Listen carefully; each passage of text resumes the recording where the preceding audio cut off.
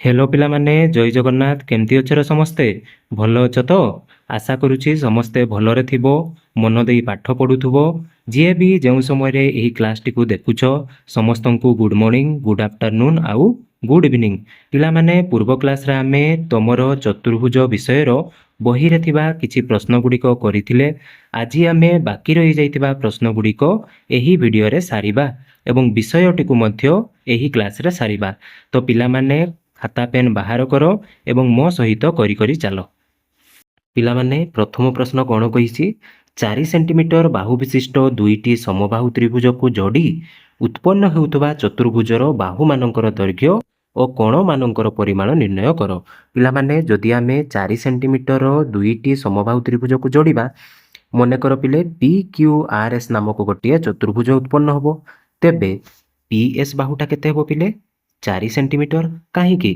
एटा हूँ समबाहु त्रिभुजर गोटे बाहु एवं जेहेतु प्रश्न रे कही देइछि 4 सेंटीमीटर बाहु विशिष्ट समबाहु त्रिभुज तेणु पी एस आसीबो 4 पी क्यू मध्य आसीबो केते 4 सेंटीमीटर क्यू आर आसीबो 4 सेंटीमीटर एवं एस आर मध्य आसीबो कोन 4 सेंटीमीटर तापर से कही कोण मानकर परिमाण पिलामाने मन रख गोटे समबाहु त्रिभुजर प्रत्येक कोणर परिमाण 60 डिग्री थाए तेबे मु पिले कहि परिबी पी कोणर परिमाण समान आर कोणर परिमाण समान केते पिले 60 डिग्री सेमिति पिले एइटा देखो ना क्यू कोणर परिमाण केते 60 एपटे अछि 60 पुनी एपटे अछि 60 तेबे मिसी गले केते पिले 120 ना तेबे एइटा जदि 120 हैला एइटा मध्य 120 हेबो तेणु मु लिखि दे पारिबी कोण क्यू कहा सहित समान एस सहित समान जहार परिमाण केते पिले 120 डिग्री ठीक ना नहीं बुझेइछि तो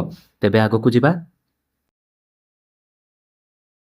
2 नंबर कहूछि पिले एक गुडी आकृति अंकन कर जहार कर्णद्वयर दैर्घ्य यथाक्रमे 6 सेंटीमीटर और 8 सेंटीमीटर पिला माने गुडी चित्र केमिति थाए एमिति थाए ना एइटा होउछि क्षुद्रतम कर्ण एवं एइटा होउछि बृहत्तम कर्ण मने कर पिले 6 सेंटीमीटर एवं 8 सेंटीमीटर देइछि तेणु एइटा पिला आमे 6 नबा एइटा आमे 8 नबा तेणु मु प्रथमे कोन करिवि 6 सेंटीमीटर विशिष्ट गोटे रेखाखंड अंकन करिवि रेखाखंड अंकन करी ताकू समद्विखंड करिवि समद्विखंड कला परे एइटा गोटे सीधागार आसीबो पिले तापरे एइटा जदि 6 पिले एइटा केते हेबो को देखिबा 3 ना तेणु एइठी कंपास रो मुन रखी मु एपटे 3 मार्क करिवि एइटा 3 एइटा 3 एइटा मध्ये हेबो 3 तापरे कोन करिवि एइटा एइठी जॉइंट करिवि एइटा एइठी जॉइंट करिवि तापरे पिले बृहत्तम कर्ण केते कहितला 8 सेंटीमीटर कंपास रो मुन को एइठी रखी 8 सेंटीमीटर रे आमे गोटे चाप अंकन करिवि 8 सेंटीमीटर केमिति पाइबा स्केल उपरे आमे कंपास को रखी 8 सेंटीमीटर नबा एवं एई जगह रे 8 सेंटीमीटर काटिबा 8 सेंटीमीटर काटिला परे एइठी आकु जॉइंट करिबा याकु एइठी जॉइंट करिबा हेई गला पिले हमर गुडी अंकन आमे तापरे नामकरण करि दबा ए बी सी डी बुझेइछि पिले नेक्स्ट देखिबा तबे निम्न ट्रापिजियम गुड़िकरे अवशिष्ट कोण मानकर परिमाण निर्णय कर पिला माने एइटा देखो एइटा जदि गोटे ट्रापिजियम एही दुईटी होउछि समांतर बाहु एही दुईटी होउछन्ति असमांतर बाहु आमे जानिछु समांतर बाहु दुईटी को जोग करुथबा कोण दुईटीर परिमाण तार समष्टि केते थाए 180 डिग्री थाए ता माने पिले मु कहि परिबी मने करो एटा ए बी सी डी कोण ए एवं कोण बी जेहेतु दुईटी पाखापाखी कोण तेबे एई दुईटी कोणर परिमाणर समष्टि 180 डिग्री ए कोण तो पिले देइनी किंतु बी कोणर परिमाण देइछि 135 डिग्री इक्वल टू 180 डिग्री तेबे ए कोणर परिमाण केते हेबो 180 रु 135 वियोग होबो बा एपटे थिला प्लस 135 सेपटे माइनस हे गला तेबे केते हे गला 10 रु 5 गले 5 7 रु 3 गले पिले 45 डिग्री ता माने पिले ए कोणर परिमाण केते पाइले 45 डिग्री सेमिति जदि आमे देखिबा सी कोण एवं डी कोणर परिमाणर समष्टि केते 180 डिग्री मु लिखिबी कोण सी प्लस कोण D equal to 180 degree C कोणर परिमाण मते देई देइछे 105 degree plus D equal to 180। ତେବେ ଡି କୋଣର ପରିମାଣ କେତେ ହେବ? 180ରୁ 105କୁ ମୁଁ ବିୟୋଗ କରିଦେବି। କେତେ ହେଇଯିବ ପିଲେ? କେତେ? 75। ଠିକ୍ ନା ନାହିଁ ପିଲେ? ଠିକ୍ ଅଛି। ତେବେ ଡି କୋଣର ପରିମାଣ ପାଇଗଲେ 75 ଡିଗ୍ରୀ। ବୁଝି ହେଇଛି ପିଲେ? ନେକ୍ସଟ ଦେଖିବା। ଏମିତି ପିଲେ ଆମେ ଯଦି ଦେଖିବା, ଏଇଟା ଯଦି 100 ହେଲା, ଏଇଟା ହେବ 80। କ'ଣ ପାଇଁ? ଏଇ କୋଣ ଆଉ ଏଇ କୋଣ ମାନେ ଦୁଇଟି ସନ୍ନିହିତ କୋଣର ପରିମାଣ କେତେ? 180 ଡିଗ୍ରୀ। ଠିକ୍ ନା ନାହିଁ ପିଲେ? ଏଇଟା ଯଦି 100 ହେଲା, ଏଇଟା ହେବ 100 ଡିଗ୍ରୀ। ଏଇଟା ଯଦି 80 ହେଲା, ଏଇଟା ଆସିବ 80 ଡିଗ୍ରୀ। ବୁଝି ହେଇଛି ପିଲେ? ନେକ୍ସଟ ଯିବା ତେବେ। ସାମାନ୍ତରିକ ଚିତ୍ର, ଗୁଡ଼ି ଆକୃତି, ରମ୍ବସ୍, ଆୟତ ଚିତ୍ର ଏବଂ ବର୍ଗ ଚିତ୍ରମାନଙ୍କର ସେଟ୍ ଦର୍ଶାଉଥିବା ଏକ ଭେନ୍ ଚିତ୍ର ଅଙ୍କନ କର। କେଉଁ ଚତୁର୍ଭୁଜଟି ଉଭୟ ଗୁଡ଼ି ଆକୃତି ଓ ସାମାନ୍ତରିକ ଚିତ୍ର? ତେବେ ପିଲାମାନେ ପ୍ରଥମେ ଆମେ ଭେନ୍ ଡାଇଗ୍ରାମ ଡ୍ର କରିବା। ଏଇଟା ହେଇଯିବ ତାର ଭେନ୍ ଡାଇଗ୍ରାମ। ବୁଝିହେଲା ପିଲେ? ତେବେ ପ୍ରଥମ ପ୍ରଶ୍ନ କ'ଣ କହିଛି? କେଉଁ ଚତୁର୍ଭୁଜଟି ଉଭୟ ଗୁଡ଼ି ଆକୃତି ଓ ସାମାନ୍ତରିକ ଚିତ୍ର? ପିଲାମାନେ ଏଇଠି ଲକ୍ଷ୍ୟ କର, ଏଇଟା ଯେଉଁ ଅଛି ଏଇଟା ହେଉଛି ରମ୍ବସ୍। କେତେ ଭାଗଟା ପିଲେ? ଏଇ ଭାଗଟା ହେଉଛି ରମ୍ବସ୍, ବା ଆମେ କହିପାରିବା ଏତିକି ଭାଗଟା ରମ୍ବସ୍। ସେମିତି ବର୍ଗଚିତ୍ର କେତେ ଭାଗ ପିଲେ? ଏଇ ଏତିକି ଭାଗଟା ବର୍ଗଚିତ୍ର। ସେମିତି ପିଲେ ସାମାନ୍ତରିକ ଚିତ୍ର ଏଇଟା ପୁରାଟା ଆସିବ, ଆୟତ ଚିତ୍ର ଏଇପଟେ ପୁରାଟା ଆସିବ। ବୁଝିହେଲା ପିଲେ? ତେବେ ଆମକୁ ପଚାରିଛି କେଉଁ ଚତୁର୍ଭୁଜଟି ଉଭୟ ଗୁଡ଼ି ଏବଂ ସାମାନ୍ତରିକ ଚିତ୍ର? ତେବେ କୋଉଟା ପିଲେ? ଏଇ ରମ୍ବସ୍ଟା ନା ପିଲେ? ଦେଖ, ଗୁଡ଼ିରେ ବି ଯାଉଛି ଏବଂ ସାମାନ୍ତରିକ ଚିତ୍ରରେ ମଧ୍ୟ ଆସୁଛି। ତେଣୁ ଆମେ ଉତ୍ତର ଲେଖିପାରିବା ରମ୍ବସ୍। ବୁଝିହେଲା ପିଲେ? ନେକ୍ସଟ ଦେଖିବା। ଏକ ଚତୁର୍ଭୁଜ ଉଭୟ ଗୁଡ଼ି ଆକୃତି ଓ ଆୟତ ଚିତ୍ର ହୋଇପାରିବ କି? ଏଇଟା ପିଲା ଆମେ ଭେନ୍ ଡାଇଗ୍ରାମ ନ ଦେଖିକି ମଧ୍ୟ କହିଦେଇ ପାରିବା, ଗୋଟିଏ ଚତୁର୍ଭୁଜ ଉଭୟ ଗୁଡ଼ି ଆକୃତି ଏବଂ ଆୟତ ଚିତ୍ର ହୋଇପାରିବ ନାହିଁ। କାରଣ ପିଲେ ମନେକର ଏଇଟା ହେବ ଗୁଡ଼ି, ଏଇଟା ହେବ ଆୟତ ଚିତ୍ର। କିଛି ବି ସମାନତା ଅଛି କି ପିଲେ? ନାଇଁ ନା। କାରଣ ଆୟତ ଚିତ୍ର ଗୋଟେ ବନିବା ପାଇଁ ଏଇ ଚାରୋଟି କୋଣ 90 ଡିଗ୍ରୀ ହୋଇଥାଏ, କିନ୍ତୁ କାଇଟରେ ସେଇଟା ସମ୍ଭବ ନୁହେଁ। ତେଣୁକରି ଉତ୍ତର ହେବ ନା। ପ୍ରତ୍ୟେକ ଗୁଡ଼ି ଆକୃତି ଏକ ରମ୍ବସ୍ କି? କ'ଣ କହିଲା ପିଲେ? ପ୍ରତ୍ୟେକ ଗୁଡ଼ି ଆକୃତି ଗୋଟିଏ ରମ୍ବସ୍ ହେଇପାରିବ କି? ପିଲାମାନେ ଗୁଡ଼ି କୋଉଟା? ଏଇଟା। ଆମେ କହିପାରିବା କି ସବୁ ଗୁଡ଼ି ଗୁଡ଼ିକ ରମ୍ବସ୍? ନା ପିଲାମାନେ, ଆମେ କହିପାରିବା ନାହିଁ ସବୁ ଗୁଡ଼ିକ ରମ୍ବସ୍। କାରଣ ଆମେ ଲେଖିବା ପ୍ରତ୍ୟେକ ରମ୍ବସ୍ ଗୁଡ଼ି ଆକୃତିର ହୋଇପାରିବେ, କିନ୍ତୁ ପ୍ରତ୍ୟେକ ଗୁଡ଼ି ରମ୍ବସ୍ ହେବେ ନାହିଁ।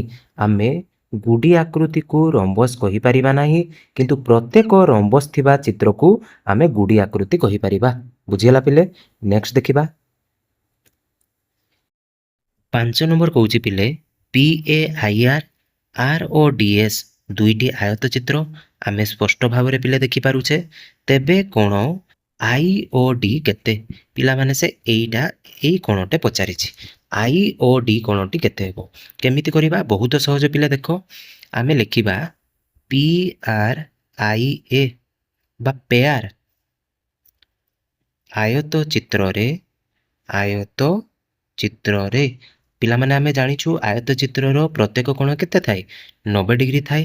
ତେଣୁ ମୁଁ ଲେଖିପାରିବି କି OIR କୋଣ OIR ଇକ୍ୱାଲ ଟୁ 90 ଡିଗ୍ରୀ। ସେମିତି ପିଲେ ଏଇ କୋଣଟି ମୋତେ ଦେଇଛି ଏବଂ ORI ଇକ୍ୱାଲ ଟୁ 30 ଡିଗ୍ରୀ। ତ୍ରିଭୁଜ OIRକୁ ଲକ୍ଷ୍ୟ କର। କ'ଣ କହିଲି ପିଲେ? ତ୍ରିଭୁଜ OIR। ଏଇଠାରେ ପିଲେ ଆମେ ଦୁଇଟି କୋଣର ପରିମାଣ ପାଇସାରିଛୁ। ଆମେ ଏଇ କୋଣର ପରିମାଣ କାଢ଼ିପାରିବା ନା? ଆମେ କ'ଣ କରିବା? ତ୍ରିଭୁଜ OIRରେ ROI plus OIR plus IRO angle IRO equal to କେତେ ହେବ ପିଲେ? 180 ଡିଗ୍ରୀ। ବାରମ୍ବାର ପିଲେ କହିବାକୁ ପଡ଼ିବନି, ଆମେ ବହୁତ ଥର ରିଭିଜନ କରିସାରିଲେଣି। ତ୍ରିଭୁଜର ତିନି କୋଣର ପରିମାଣର ସମଷ୍ଟି କେତେ ହୁଏ ପିଲେ? 180 ଡିଗ୍ରୀ। ଏଇ ଭିତରୁ ଆମକୁ ROI ତ ଦେଇନି, ROI ଆମକୁ କାଢ଼ିବାକୁ ପଡ଼ିବ। OIR ଦେଇଛି କେତେ ପିଲେ? 90 ଡିଗ୍ରୀ ଏବଂ IRO ହେଉଛି 30 ଡିଗ୍ରୀ। ଇକ୍ୱାଲ ଟୁ ମୁଁ ଲେଖିଲି 180 ଡିଗ୍ରୀ। ତେବେ ROI କେତେ ହେଇଯିବ ପିଲେ? ଏଇଟା ହେଇଗଲା 9 3 କେତେ? 12 ସେଇ 120 ଯଦି ସେପଟେ ପଳେଇବ 180 ମାଇନସ୍ 120 କେତେ ହେଇଯିବ ପିଲେ 60 ଡିଗ୍ରୀ ଠିକ୍ ନା ନାହିଁ। ଆଚ୍ଛା ଏଇଟା ଯଦି 60 ହେଲା ଏଇଟା କେତେ ହେବ ତେବେ ଆମେ କହିପାରିବା କ'ଣ D O R equal to କେତେ ପିଲେ 90 ଡିଗ୍ରୀ କାରଣ ଏଇଟା ଆୟତ ଚିତ୍ରର ଗୋଟିଏ କ'ଣ ଠିକ୍ ନା ନାହିଁ।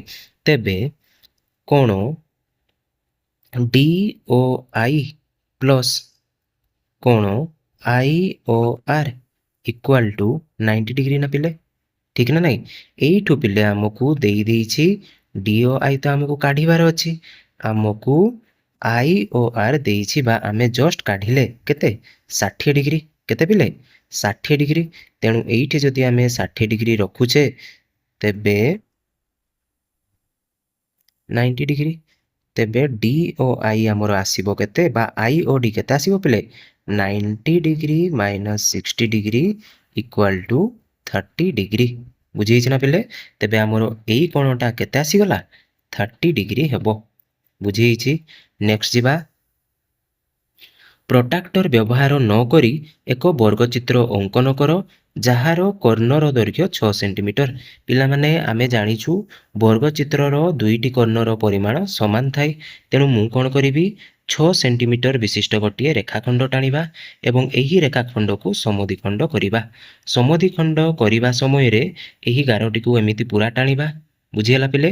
ଆଚ୍ଛା ଆମେ ତ ଜାଣିଛୁ କର୍ଣ୍ଣଦ୍ୱୟ ସମଦ୍ୱିଖଣ୍ଡ ହୁଏ ବା କର୍ଣ୍ଣଦ୍ୱୟ ପରସ୍ପରକୁ ସମଦ୍ୱିଖଣ୍ଡ କରନ୍ତି ତେଣୁ ଏଇଟା ଯଦି 6 ପିଲେ ଏଇଟା 3 ଏଇଟା 3 ପୁଣି ଏଇଟା ଆମକୁ ଯଦି 6 ନେବାକୁ ପଡ଼ିବ ଆମେ କମ୍ପାସ ମୁନ ଏଇଠି ରଖିକି ଏପଟେ 3 ଏପଟେ 3 କାଟିଦେବା କାଟିଲା ପରେ ଏଇଗୁଡ଼ିକୁ ଆମେ ମିଶେଇ ଦେବା ବୁଝିହେଲା ପିଲେ।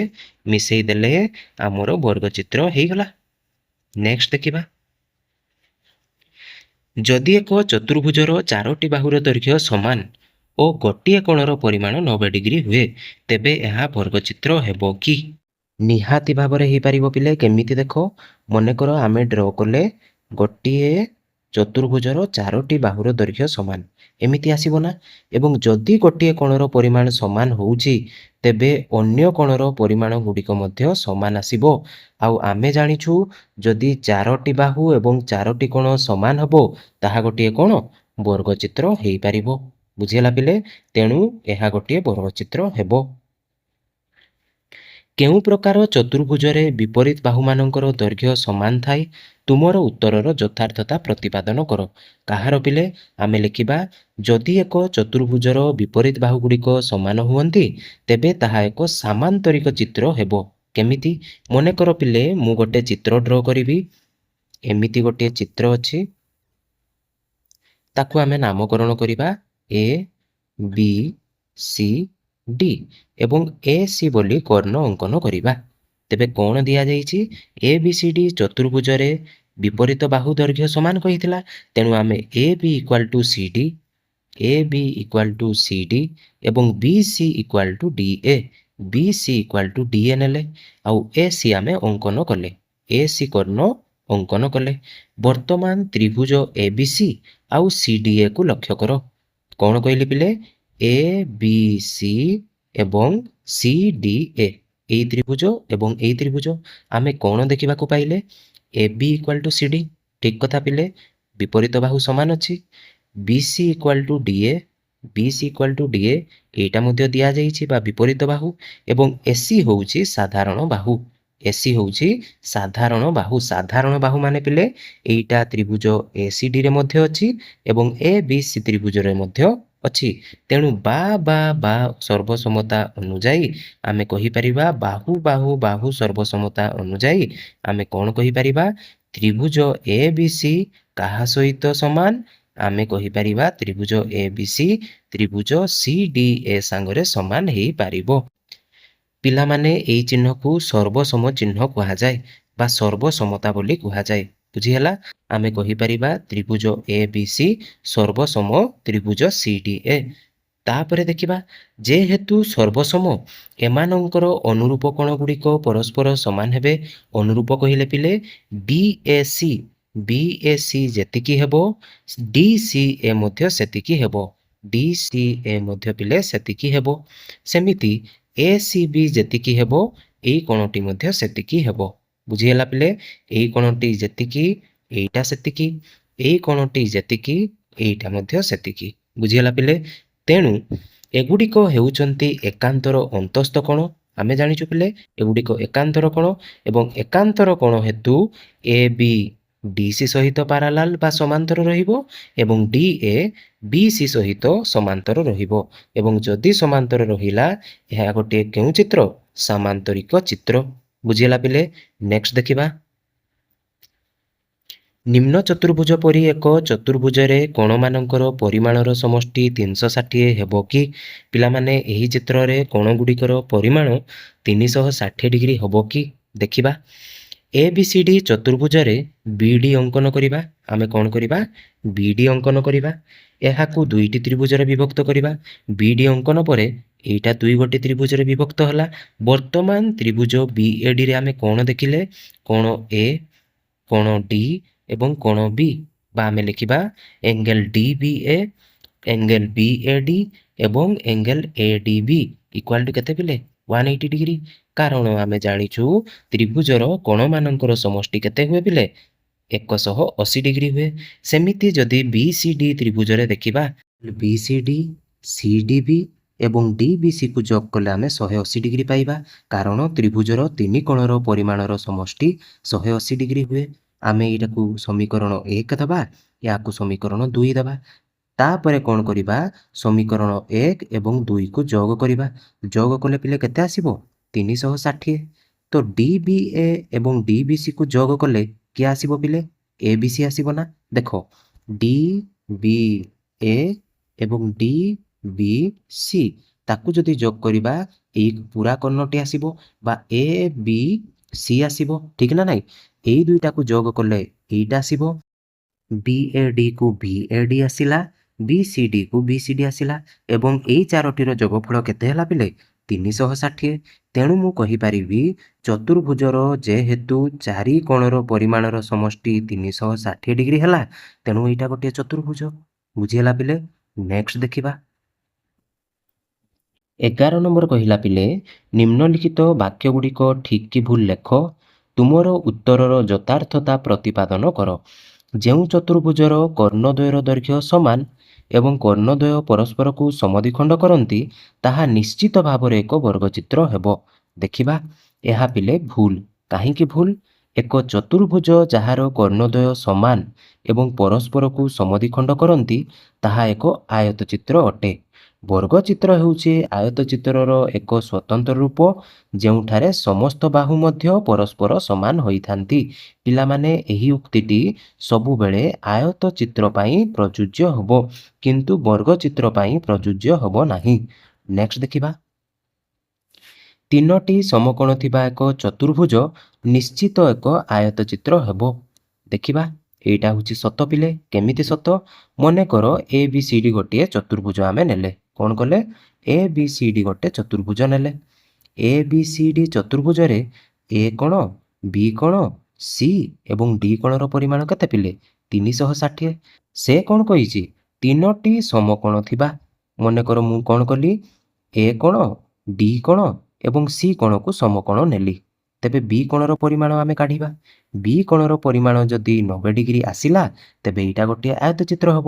ଆମେ ଦେଖିଲେ Aର ସ୍ଥାନରେ ପକେଇଲେ 90 ଡିଗ୍ରୀ, B ତାର B ରହିଲା, C ସ୍ଥାନରେ ପକେଇଲେ 90 ଡିଗ୍ରୀ, D ଏଙ୍ଗେଲଟା କେତେ? 90 ଡିଗ୍ରୀ। ଏମିତି ଆସିଲା ଟୋଟାଲ 270 ଡିଗ୍ରୀ। 90, 90 ଏବଂ 90। ତାପରେ ଆସିଲା ପିଲେ angle B plus 270 equal to 360। ତାପରେ ଆମେ କ'ଣ କଲେ? 270କୁ ଏପଟେ ନେଇଗଲେ। 270କୁ ଏପଟେ ନେଲା ପରେ ଏଙ୍ଗେଲ Bଟା କେତେ ଆସିଲା ପିଲେ? 90 ଡିଗ୍ରୀ ଏବଂ ଯେହେତୁ ଚାରିଟି କୋଣ ସାରା କେତେ ବାହାରିଲା? 90 ଡିଗ୍ରୀ ବାହାରିଲା। ଆମେ କହିପାରିବା ଏହା ଏକ ଆୟତଚିତ୍ର। ବୁଝିହେଇଛି ପିଲେ? ନେକ୍ସଟ ଦେଖିବା। ଯେଉଁ ଚତୁର୍ଭୁଜର କର୍ଣ୍ଣଦ୍ୱୟ ପରସ୍ପରକୁ ସମଦ୍ୱିଖଣ୍ଡ କରନ୍ତି ତାହା ଏକ ସାମାନ୍ତରିକ ଚିତ୍ର। ପିଲାମାନେ ଏଇଟା ସତ। ଯଦି କର୍ଣ୍ଣଦ୍ୱୟ ପରସ୍ପରକୁ ସମଦ୍ୱିଖଣ୍ଡ କରନ୍ତି ତେବେ ଏକ କର୍ଣ୍ଣ ଦ୍ୱାରା ଗଠିତ ଦୁଇଟି ତ୍ରିଭୁଜ ସର୍ବସମ ହୁଅନ୍ତି, ଯାହା ଫଳରେ ବିପରୀତ ବାହୁଗୁଡ଼ିକ ପରସ୍ପର ସାମାନ୍ତରିକ ହୋଇଥାନ୍ତି। କ'ଣ କହିଲା ପିଲେ? ଆମେ ଟିକେ ପୂର୍ବରୁ ପ୍ରମାଣ କରିଥିଲେ ନା ଯେ ଆମେ କ'ଣ କରିଥିଲେ? ଗୋଟିଏ ଚତୁର୍ଭୁଜ ନେଇଥିଲେ ଏବଂ ଦୁଇଟି ତ୍ରିଭୁଜକୁ ସର୍ବସମ ବୋଲି ପ୍ରମାଣ କରିଥିଲେ ଏବଂ ଦୁଇଟି ତ୍ରିଭୁଜ ଯଦି ସର୍ବସମ ହୋଇଯାଏ ତେବେ ପରସ୍ପର ବାହୁ ଦୁଇଟି ସମାନ୍ତର, ବିପରୀତ ବାହୁଗୁଡ଼ିକ ପରସ୍ପର ସାମାନ୍ତରିକ ହେଲେ ଏହା ଗୋଟିଏ ସାମାନ୍ତରିକ ଚିତ୍ର ହୋଇପାରିବ। ସେମିତି ପିଲେ ଆଇ ବି ଦେଖିବା। ଯେଉଁ ଚତୁର୍ଭୁଜର କର୍ଣ୍ଣଦ୍ୱୟ ପରସ୍ପର ପ୍ରତି ଲମ୍ବ ତାହା ଏକ ରମ୍ବସ୍। କ'ଣ କହୁଛି ପିଲେ? ଯେଉଁ ଚତୁର୍ଭୁଜର କର୍ଣ୍ଣଦ୍ୱୟ ପରସ୍ପର ପ୍ରତି ଲମ୍ବ ତାହାକୁ ରମ୍ବସ୍ କହିପାରିବା କି? ନା ପିଲେ କହିପାରିବା ନାହିଁ, କାରଣ ବର୍ଗଚିତ୍ର, କାଇଟ୍ ଏହି ଚିତ୍ରଗୁଡ଼ିକର ମଧ୍ୟ ପରସ୍ପର ଯେତେବେଳେ କର୍ଣ୍ଣଗୁଡ଼ିକ ଛେଦ କରିଥାନ୍ତି ଲମ୍ବ ଅଙ୍କନ କରିଥାଏ। ତେବେ ଆମେ କହିପାରିବା କି କେବଳ ରମ୍ବସ୍ର ହିଁ ହେଇଥାଏ? ନାଇଁ ନା ପିଲେ, ତେଣୁକରି ହେବ ନାହିଁ। ଯେଉଁ ଚତୁର୍ଭୁଜର ବିପରୀତ କୋଣଗୁଡ଼ିକର ପରିମାଣ ସମାନ ତାହା ଏକ ସାମାନ୍ତରିକ ଚିତ୍ର। ମନେକର ପିଲେ ଆମେ ଗୋଟିଏ ଚତୁର୍ଭୁଜ ଅଙ୍କନ କରିବା। ଏହି ଚତୁର୍ଭୁଜରେ ଏ, ବି, ସି ଏବଂ ଡି ଏ କୋଣର ପରିମାଣକୁ ଆମେ 1 ଲେଖିବା, ବି କୋଣର ପରିମାଣକୁ 2, ସି କୋଣର ପରିମାଣକୁ 3 ଏବଂ ଡି କୋଣର ପରିମାଣକୁ 4। ତେବେ ପ୍ରମାଣ କରିବା କେମିତି ଦେଖ। ମନେକର ଏ ବି ସି ଡି ଏକ ଚତୁର୍ଭୁଜ ଯେଉଁଥିରେ 1 ନମ୍ବର କୋଣ 3 ନମ୍ବର କୋଣ ସାଙ୍ଗରେ ସମାନ ଏବଂ 2 ନମ୍ବର କୋଣ 4 ନମ୍ବର କୋଣ ସାଙ୍ଗରେ ସମାନ। କ'ଣ ପାଇଁ ପିଲେ? ଯେହେତୁ ଆମକୁ ଦତ୍ତ ଅଛି ଚତୁର୍ଭୁଜର ବିପରୀତ କୋଣ ଗୁଡ଼ିକର ଦୈର୍ଘ୍ୟ ସମାନ ବା ପରିମାଣ ସମାନ, ତେଣୁ 1 3 ସାଙ୍ଗରେ ସମାନ, 2 4 ସାଙ୍ଗରେ ସମାନ। ଆମେ ଜାଣୁ ଗୋଟିଏ ଚତୁର୍ଭୁଜର ଚାରି କୋଣର ପରିମାଣର ସମଷ୍ଟି କେତେ ପିଲେ? 360। ତେଣୁ 1 ରହିଲା ଏଇଠି, 2 ରହିଲା ଏଇଠି, 3 ବଦଳରେ ପିଲେ ମୁଁ 1 ଲେଖିପାରିବି ନା? କାହିଁକି? ଏଇଟା ଦତ୍ତ ଦିଆଯାଇଛି। ତେଣୁ 3 ବଦଳରେ 1 ଲେଖିଲି ଏବଂ 4 ବଦଳରେ ଲେଖିଲି 2। ତେବେ 1 ଆସିଗଲା 2ଟା, 2 ନମ୍ବର କୋଣ ଆସିଲା 2ଟା। ତେଣୁ ଆମେ କ'ଣ କରିବା? 2 କମନ୍ କାଢ଼ିକି ଏମିତି ଲେଖିପାରିବା। ତେବେ 1 ଆଉ 2 ମିଶିକି କେତେ ହେଇଯିବ? 180 ଡିଗ୍ରୀ। ମାନେ ପିଲେ 1 ନମ୍ବର କୋଣ ଏବଂ 2 ନମ୍ବର କୋଣର ପରିମାଣର ସମଷ୍ଟି 180 ଡିଗ୍ରୀ। ଏଠାରେ AD ଏବଂ BC ରେଖାଦ୍ୱୟ ପାଇଁ ଏ ବି ଏକ ଛେଦକ, ଠିକ୍ ନା ନାହିଁ ପିଲେ? ଏ ବି ଏକ ଛେଦକ। ଏହାର ଏକ ପାର୍ଶ୍ୱସ୍ଥ ଅନ୍ତସ୍ଥ କୋଣଦ୍ୱୟ 1 ଏବଂ 2 ତାହାର ସମଷ୍ଟି 180। ଯେହେତୁ ସମଷ୍ଟି 180, AD ଏବଂ BC ରେଖାଦ୍ୱୟ ପରସ୍ପର ସମାନ୍ତର। AB ଏବଂ BC ପରସ୍ପର ସାମାନ୍ତରିକ। ସେମିତି ଆମେ ଦେଖିବା, ଯଦି 1 2 3 4 360 ଡିଗ୍ରୀ, ସେମିତି ଆମେ ବାହାର କରିପାରିବା 2 ନମ୍ବର କୋଣ ଏବଂ 3 ନମ୍ବର କୋଣର ପରିମାଣର ସମଷ୍ଟି 180। ସେମିତି ଆମେ ବାହାର କରିଦେଇପାରିବା ଏ ବି ଏବଂ DC ରେଖାଖଣ୍ଡ ପରସ୍ପର ସାମାନ୍ତରିକ। ଯଦି ସାମାନ୍ତରିକ, ଏଇଠୁ ଆମେ ପାଇପାରିବା ଏ ବି ସି ଡି ଚତୁର୍ଭୁଜର ବିପରୀତ ବାହୁଗୁଡ଼ିକ ପରସ୍ପର ସାମାନ୍ତରିକ ହେତୁ ଏ ବି ସି ଡି ଏକ ସାମାନ୍ତରିକ ଚିତ୍ର। ଆମେ ଜାଣିଲେ ଯଦି ବିପରୀତ ବାହୁ ସମାନ୍ତର ଥିବ ତେବେ ତାହା ଗୋଟିଏ ସାମାନ୍ତରିକ ଚିତ୍ର। ନେକ୍ସଟ ଦେଖିବା, ଯେଉଁ ଚତୁର୍ଭୁଜର ସମସ୍ତ କୋଣଗୁଡ଼ିକର ପରିମାଣ ସମାନ ତାହା ଏକ ଆୟତ ଚିତ୍ର। କ'ଣ କହୁଛ ପିଲେ? ଆୟତ ଚିତ୍ର ହବ? ତେବେ ଏଇଟା ସତ୍ୟ। ଯଦି ଚତୁର୍ଭୁଜର ଚାରୋଟି ଯାକ କୋଣ ପରସ୍ପର ସମାନ ହୁଅନ୍ତି ତେବେ ପ୍ରତ୍ୟେକ କୋଣର ପରିମାଣ କେତେ ଆସିଯିବ? 360/4। 360/4 କଲେ କେତେ ଆସିବ? 90 ଡିଗ୍ରୀ। ଏବଂ 90 ଡିଗ୍ରୀ ଯଦି ହେଉଛି ଚାରୋଟି କୋଣ ସମକୋଣ ଥିବା ଯୋଗୁଁ ଚତୁର୍ଭୁଜକୁ ଆମେ ଆୟତ ଚିତ୍ର ବୋଲି କହିପାରିବା। ସେମିତି ପିଲେ ସମଦ୍ୱିବାହୁ ଟ୍ରାପିଜିୟମ ଗୁଡ଼ିକ ସାମାନ୍ତରିକ ଚିତ୍ର। ସମଦ୍ୱିବାହୁ ଟ୍ରାପିଜିୟମ ଗୁଡ଼ିକ ସାମାନ୍ତରିକ ଚିତ୍ର କି? ନା ପିଲେ, କାରଣ ଏକ ସମଦ୍ୱିବାହୁ ଟ୍ରାପିଜିୟମର କେବଳ ଗୋଟିଏ ଯୋଡ଼ା ବାହୁ ପରସ୍ପର ସାମାନ୍ତରିକ ହୋଇଥାନ୍ତି ଏବଂ ଅସାମାନ୍ତରିକ ବାହୁଦ୍ୱୟ ଦୈର୍ଘ୍ୟ ସମାନ ହୋଇଥାଏ। ଯେହେତୁ ଟ୍ରାପିଜିୟମର ଅସମାନ୍ତର ବାହୁ ଥାଏ, ତେଣୁକରି ଆମେ ଟ୍ରାପିଜିୟମକୁ ସାମାନ୍ତରିକ ଚିତ୍ର କହିପାରିବା ନାହିଁ। ବୁଝିହେଲା ପିଲେ? ତେବେ ପିଲାମାନେ, ତମର ବହିର ସମସ୍ତ ପ୍ରଶ୍ନ ସରିଯାଇଛି, କିନ୍ତୁ ପିଲାମାନେ ମୋତେ ଲାଗୁଛି ତମର କିଛି ସନ୍ଦେହ ରହିଯାଇଛି। ଯଦି ସନ୍ଦେହ ରହିଯାଇଛି ତେବେ ତୁମେ ଟେଲିଗ୍ରାମ କିମ୍ବା ହ୍ୱାଟ୍ସଆପ୍ ଗ୍ରୁପରେ ମୋ ସହିତ ଜଏନ୍ ହୁଅ ଏବଂ ମୁଁ ନିହାତି ଭାବରେ ଚେଷ୍ଟା କରିବି ତମର ସମସ୍ତ ଡାଉଟ୍ କ୍ଲିଅର କରିବା ପାଇଁ। ତେବେ ପିଲାମାନେ, ପୁଣି ଥରେ ଦେଖା ହେବ ଏକ ନୂଆ ଅଧ୍ୟାୟ ସହିତ। ସେତିକି ଯାଇ ବିଦାୟ ଦିଅ। ଖୁସିରେ ଥାଅ ଏବଂ ମନ ଦେଇ ପାଠ ପଢ଼ୁଥାଅ। ଜୟ ଜଗନ୍ନାଥ।